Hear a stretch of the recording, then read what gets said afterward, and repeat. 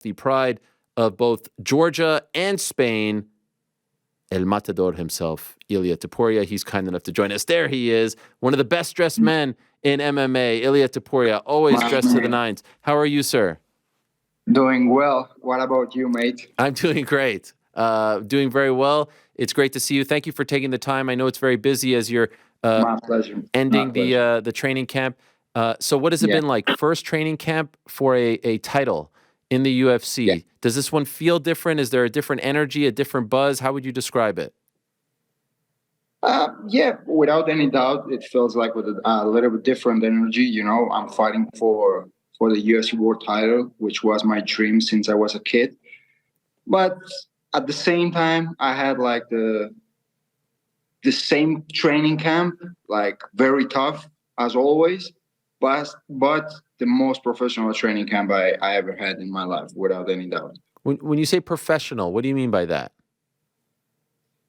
I mean everything, the weight cut, like the way we analyze the strategy, like the way we prepare for this fight, everything.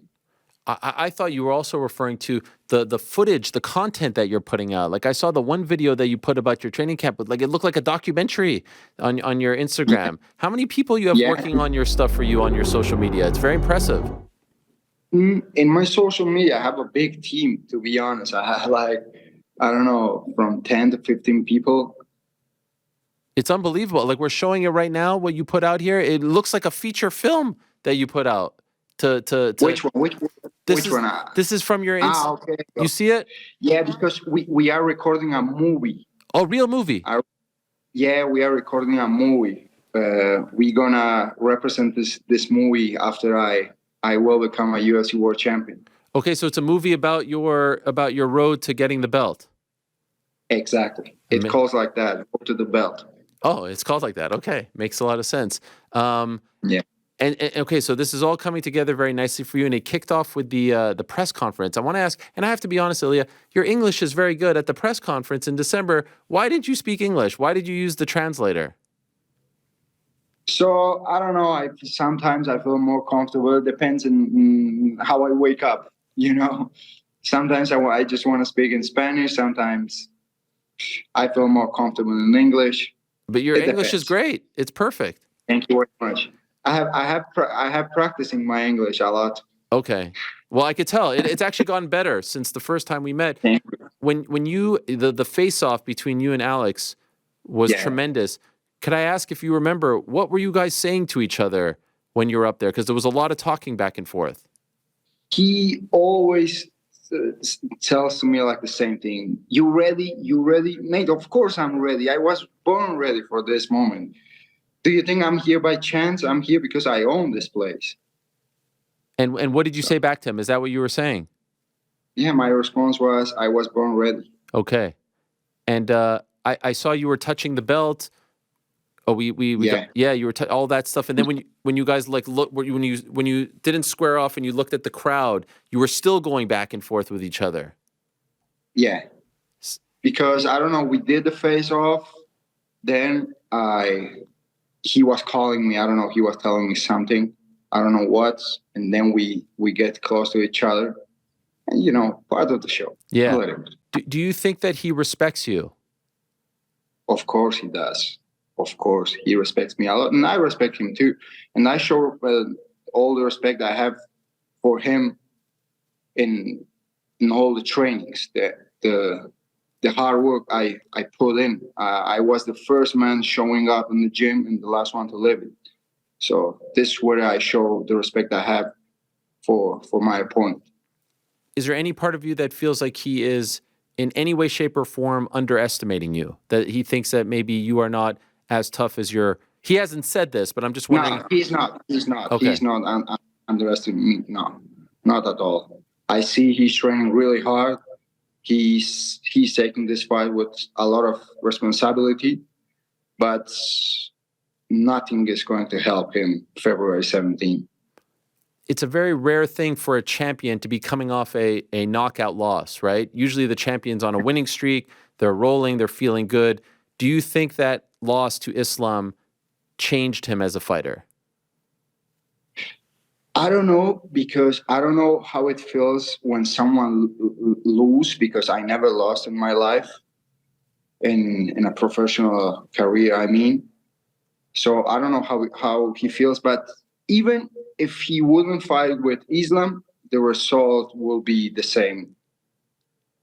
So and we were supposed to fight in January. I don't know Yes. if you know that, in Canada. So he has the belt one more month. So Were you disappointed when it got pushed back a month? no, not at all. I understand that he needed more time to recover. Not at all. For Uh, me, it's the same. Some January, suggested February. that it was too soon, that he should have waited even longer after a knockout like that. What do you think? To be honest, I don't know. I don't know what his thought process is, what he thinks, how he feels. I don't know. I don't know. I think he takes the right decisions, no? And he knows himself. His team knows him. And if he steps in, it's because he feels ready. Hmm. Speaking of which, when you heard that he was taking that fight on 10 days' notice, what Yeah. did you think? I was a little bit surprised because I don't know, in many cases, a little bit, I don't know, it was his toughest fight, right? His biggest challenge, and accept that challenge like with 2 weeks notice. It's a little bit anticipated, but everyone knows himself, you know. I don't know. I wouldn't take that decision because I need a whole training camp, and usually in that type of fights, you know, that you have to move up on the next division. You have to face someone who is really tough, the champion. I'm sure But you. I don't know if he did it because of the money, why he Right. did it. He said that he was through a depression or something like that, that he didn't feel well when he's not in training camp, something like that. I don't know. Yeah. Can you understand that feeling, like that those comments that he made after the fight, feeling down when you don't have something to think about, to strive for as a fighter? I never have that type of feeling. I'm very happy. I enjoy all the moments that life is gifting me. So I don't know what he's feeling. Okay, you can't relate. I can't relate at all. Okay, fair enough. I'm sure you wanted to be the one to knock him out, right? Were you disappointed to see that? I'm sure that's something that you wanted to be the first one to do. So when you saw that, were you a little bit bummed out? No. I don't care if I'm the first one, the second one, the third one. The thing is, I want to knock him out. I want to win, and I know that I'm going to win. That's the main thing. Obviously, we're all confident. We all want to be confident, but you're a special kind of confident. I think even in your bio on social media, it already says that you're a champion. Can you explain why you are so confident and why you feel confident enough to put it out there, as opposed to just say it, think it? You actually are very, very open. It's inevitable. I'm going to win this fight. It's my destiny. You know, it always was my destiny. I was born as a fighter. I was born as a UFC world champion. I know my level. I know myself, and I have the capacity of analyze all my opponents. I know that I'm better than anyone in my division, even in the next weight class. I'm better than everyone. And it's just a matter of time that I'm going to prove all of them time and time again wrong. You said even in the next weight class, but there's someone in the below weight class that is talking about you, and that you've mentioned as well, Sean O'Malley, 135, that if you win and he wins, he says that's the fight. Do you agree with this? Listen, he has a lot to prove in his weight class. You know, he's fighting with number 6 guy in the ranking who whooped his ass in the past. I don't think he's going to beat Cheeto. I think Cheeto is going to beat O'Malley. But even if it does, he has a lot to prove, and he has a lot more to prove in his weight division. Okay, so he has Merab in his weight division. right. Everything okay? Yeah, everything good. Okay. So Yeah, your fellow Georgian fighter. I just finished my training session. I'm here at the Performance Institute. Okay. And it's people walking around. Okay, no problem. And thank you again for the time. We won't keep you very long. But yes, Merab, No. he has Cheeto coming up and Corey Sandhagen, etc. I was surprised a little bit at the press conference when someone asked you about Paddy. Given your history, you said, "No way, I wouldn't consider this fight anymore." It would be a huge fight, no? Like, I mean, that would make a lot of money, no? A lot of money with who? With Paddy. You don't Who think so? gives a fuck about it? No, man, no. Look, I take every fight as a professional. I look to all my opponents as a professional, but with him, it's personal. If I see him in the supermarket, I smash him right there. Okay, so you wouldn't want to have a professional fight with him. Professional. He's not even ranked. Did you watch his last fight? Yes. What was embarrassing? His last fight was embarrassing. The Tony Ferguson Right fight. now, yeah. Why do you think it was embarrassing? The level he showed in that fight. That's embarrassing. Like he looked like a beginner. Okay, so you're not considering him. Who do you think? No. Do you think if you beat Alex, if all goes according to how when you beat him, as you would say, it would be immediate rematch, or do you think you would fight someone else? The way I'm gonna beat him, they don't even gonna ask me about the rematch. Wow. Yeah. So who do you think it would be? Conor McGregor. Really? At once? Yeah, he has great fights. His upcoming fight is with Mike Chandler. If he doesn't get his ass whooped, he will be pleasure to share the octagon with me, and maybe in UFC Spain. We both from Europe, and he will be able to bring back home and tell to his wife, "Baby, take out the red panties. Topuria keep us rich." What weight would this be at? Who cares? Who cares? All right. Were you surprised Max Holloway except because I thought if you beat Alex, then Max would obviously be a huge fight for you as number one contender, but he's fighting in April. Were you surprised that he took that? How? I'm gonna beat a guy who whooped his ass 3 times. Okay. How? It doesn't make any sense. Max, Jair, or Brian Ortega, all of them, they can go and retire. I'm never gonna give them the chance to fight for the title. Wow. Never. So who would fight for the belt at 45? If not, those are the top guys. Who would be worthy? I don't know, to be honest. I don't know. The UFC knows that even better than me, and I don't think they're gonna even offer me Max or all the names I told you before. So we'll see. I don't know. I'm just completely focused on my upcoming fight. We'll see what the future is holding for me. Okay, fair enough. And I understand. I was hearing some rumblings that your contract was up, and then you got a new contract right towards the end of the year. And then I saw a picture. I believe Hunter Campbell went to visit you. I think in Spain, and Malky was there. Malky Kawa, one of your managers. That's a big deal. Hunter went all the way from Las Vegas to Spain to come visit. Not a phone call. It went to come see you. Could you tell me about how that went, how the negotiation went, and what that meant to you for him to fly all the way there to come see you in person? The negotiations went phenomenal. So, after this fight, after me smashing Alex, I'm demonetized. You will see. Everyone's going to start calling me out because I will be the one.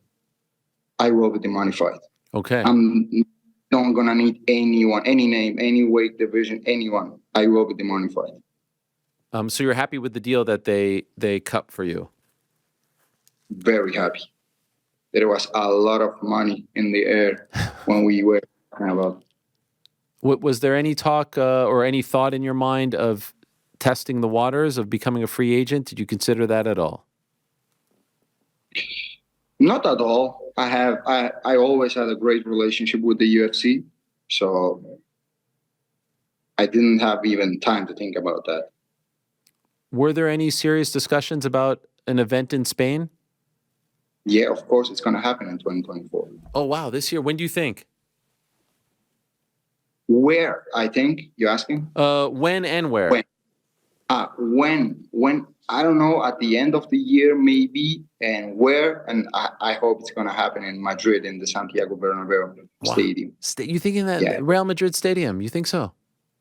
Yeah, because the stadium is ready to make events there. You can close the roof. You can like save the. Oh wow. This shit. ¿Cómo es hierba? Grass. The grass. Yeah. It's all like electronic now. They renovated it. Exactly. They made it especially for an event. Wow. So it would be like one of the biggest ticket sales in the UFC history. Yes. And when you were talking with Hunter, when your team was talking with Hunter, did this come up? Are they interested in this? Because sometimes they don't like to do the stadiums because it's so big and it's hard to see and all that. This is what he told me. Yeah. But we are considering like all the options. We'll see. Okay. We'll see. But you think? But in Spain, of course, it's going to happen. UFC Spain. So do you think that the scenario is all goes well for you on the 17th? Your first defense will be in Spain? Yeah, maybe my first defense or me fighting with Conor in Spain. That would be something. And which for the whole Europe. Yes, whole world. Yeah. You'll have the whole Real Madrid team there. Oh yeah, of course. You'll have the whole squad there. Exactly. And is Sergio coming to your fight again? I don't know because they have match going on. Middle of the season. It's middle of the season, so I don't know. But we're going to see a lot of celebrities in this fight. Of course. Yeah. Knowing you, you'll probably have like Messi there. You'll have Busquets. You'll have everyone. Jordi Alba. You'll have the whole team there. I think we're going to have Piqué there. I don't know. I'm trying to convince him to come. Okay, you're friends with all these people. Yeah, of course. I have good relationship, not friends at all, but we have great relationships. And what about the modeling and all that stuff? Everything blowing. I mean, it's going to blow up once you, if all goes well for you on the 17th. What? How are you? Modeling, you said. Yes, I saw you doing the modeling and the magazines and everything. How's that all going? I'm doing modeling now. Yes. I'm just doing my things. I'm fired. You're fired, and I'm a businessman. I do my own business. I'm not modeling. I saw you a picture with a little kid. You were wearing pants, and you both had the gloves. You know what I'm talking about? No. My son. Is that your son? We're showing the picture now. That's your son. Yeah. Oh, I didn't know. I didn't know it was your son. What's his name? Hugo. How old is he?